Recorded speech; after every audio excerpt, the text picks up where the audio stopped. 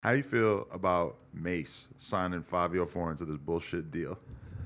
Listen, I don't know what you consider a bullshit deal. Let's wait Okay, the odds. fair. And Break it down. This is not me sticking up for Mason, or this is not me sticking up for Fivio. From an artist perspective, when you coming up and you got nothing, your back is against the wall, and all you want to do is rap, you willing to take whatever deal that comes at you because you feel in your heart that you're going to be the biggest thing smoking. So you're going to deal with whatever comes with that. I'm telling you from my perspective. So in Mace's perspective, an artist is executive who's trying to sign an artist and knows a little bit more than the artist would know. They'll be able to get you more. Some would say he took advantage. Some would say he kept it fair. But what he did was put this artist in the game and give him a chance at life and things like that. So when you look at it from different perspectives, it's like who was wrong, who was right. Now, a fair person may have not did the deal like that. They may have took less percentage and things like that. But when you agree to something, that's what you agree to. When you learn knowledge about something, you may not agree to that same deal because now you're more knowledgeable. And that's where renegotiation comes in. And I do believe that he has renegotiated for a lot more money than he has signed for. And when he signed, 100%. at that time, he signed for way more money than he had in his pocket. You did? Well, I think that's a great point. And you know, me and Fivio was just in my crib. We kind of talked about. I asked him. We kind of just talked about it. And like Jim said, I was in a situation too. But I feel like when people give people always forget about the opportunity and the people that helped them. And I was a firm believer in that. That's why you never, you know what I mean? Me and Cam have had, you know what I mean, little things, but you never hear me saying nothing because I respect the fact of somebody giving me my shot and me being able to, you know, regardless of what the terms were at the time, I'm able to feed my family forever because of that. And I truly respect and appreciate that more than anything. Right. You know what I'm saying? More than anything. So I would never sit here and talk about what a contract was at the time. Like Jim says, what I agreed to. Listen to me. As I progressed, I learned, I got more knowledgeable, things change. I'm still Juelz, same thing. Bro, listen to me. I'm in the hood. Nigga, like, I got $1 million. We going 50-50. Yeah, like that's what. Nigga, I'm in the hood. I'm in a project. You saying you got $1 million, and we gonna go 50-50. You give me 500. But that's what I'm and saying. You taking 500? Man, son, man, where we at? Where the fucking paper at? That's what it was, though. What the fuck is going on? Like- Is you niggas stupid? Like, let's be realistic here about what's going on. Niggas is busting down a deal. I got an opportunity for you. We gonna bust down a big check and. But this was what lost nowadays. Niggas don't understand that part about it. Like No, because the media always misconstrues everything. But when they do shit, and I don't mean you say you fuck, but when you do shit like that, when you say a bullshit deal, because you don't, y'all don't talk about the other stuff. Like you said.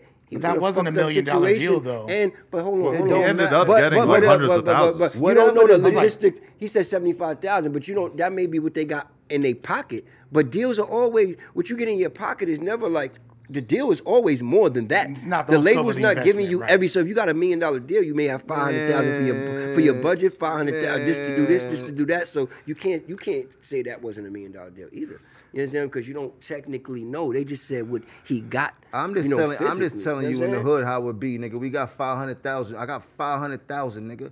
You got $40 in your pocket. I don't know what that man's situation, but I don't know. I don't see he was driving no Benzes. I ain't see him outside lit with the rest of us. You dig? He was trying to get on. Right. He from Brooklyn, you absolutely right. the gutter of Brooklyn and shit like that. A nigga like, nigga, what? We got 500. I'm bust you 250. Nigga, like nigga, what? I'm speaking for the niggas. What about niggas that's all right? Got a couple niggas that's not in the hood, and they are. My thing is, if a nigga's giving you the opportunity, somebody believe in you and putting you on a bigger, even now for Mace too. Like it's different when Mace walk you into a label, or somebody like me or Jim walk you into a label, to whereas you walking yourself into a label. See, I guarantee you, you're not even going to get I'll be able to get more money than what you'll be able to get. See, this is like an extremely fair answer. You'll be getting a percentage of money that wasn't even there. You understand what I'm saying? And same thing with producers when they be like, all right, a lot of producers would complain about Diddy. Yo, he was taking out beats, all right, but you would have sold that beat for 5,000. Right. Diddy sold that beat for 100,000 and gave you 20,000 and you mad. But you would have sold that beat for 5,000 though. You understand what I'm saying? So it's like, but when it's time to complain, niggas want to get on these shows and complain. That's not fair. I don't know who's more right or who's more wrong. I don't think Fivio but it's was easy. complaining and It's shit like easy that. to get on these.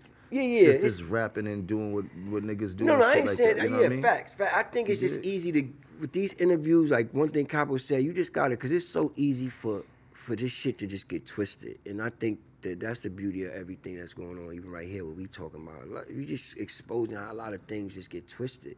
Because there's so many different ways to just kind of like, even back to when we was talking about the 21, just he wasn't saying that in a malicious way, and it just get, I mean, you got somebody who's going to say, no, he was saying that in the malicious. Somebody's out there going to say, no, he was saying that in the malicious. They're going to misconstrue what we were saying. Like, yo, fuck y'all, I don't know. Y'all, they going to say it like we dissing, like we said. Somebody's going to take that like we said something crazy. It's just going to be, I mean. But don't y'all feel like artist development nowadays is somewhat needed? Yeah, it's very needed. It's missing mentorship.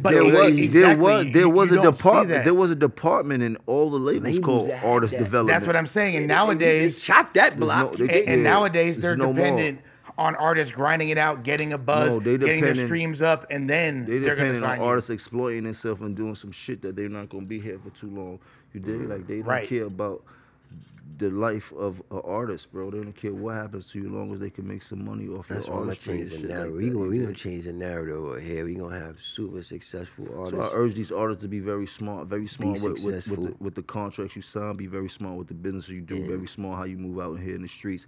And hey, all the contracts you sign might not be the best contracts, but make sure at the time it's what you need. Like, you dig? I can't tell you that. Like, we all been up against the chopping block, and I don't know what your situation is. And sometimes it's dire, and sometimes when dire things happen, you got to do things that you probably wouldn't do if you was in another situation. But make sure at the time it's well worth it, that you feel that if you get that much, you can get to the next level where you need to be and shit like that. And that's great. You absolutely right, but you can't do that, and then after you do that and get in a better situation, go and complain, and then make it seem like that, because that'd be a crazy. It's easy when I'm noticing it's easy. Motherfucker ask you for something, get something, but to get that motherfucker back, it don't matter what it is. It'd be a whole different energy. You never noticed that?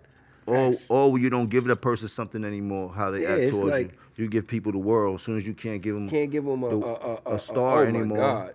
I can't get the moon anymore. Like, I can't get the sea anymore. Like, I ain't got it right now, and then it's a whole. Jim, you've worked for a couple of different labels over the years. Yes. Is that something you still do, or are you still interested in that? Do you feel like that's a good use of your time? Well, I have my own distribution label. Like, I got an incubator label through Empire, where I release upwards of maybe like going on like 100 records and 100 artists right now, things like that. So I still play the executive position. Would I be willing to go back into label? Yeah, why not? I mean, my way of thinking when it comes to finding artists and marketing and promoting artists is way different than most of the executives, and I've been doing this for a minute, and I'm pretty good at it. So, but when I had the opportunities before, I was a little bit young, and I could say wholeheartedly, I wasn't ready at the time for the positions that I had. You know what I mean? It's kind of the question, like, is your time better spent working on the business of being you, or is it worth, being the motor behind, a younger artist too? It's both. It meets at a medium. A lot of the young artists that I deal with feel me to keep working out there as myself as an artist. They keep me young at the same time, but at the same time, I know what it takes to market and promote an artist, and I know I'm trying to give each artist that I deal with a fair chance at their artistry and putting their music out. Yo, we just hit 400,000 subscribers right here on the Clips channel, so if you want to help us out, click subscribe, get us to 500K. Yeah.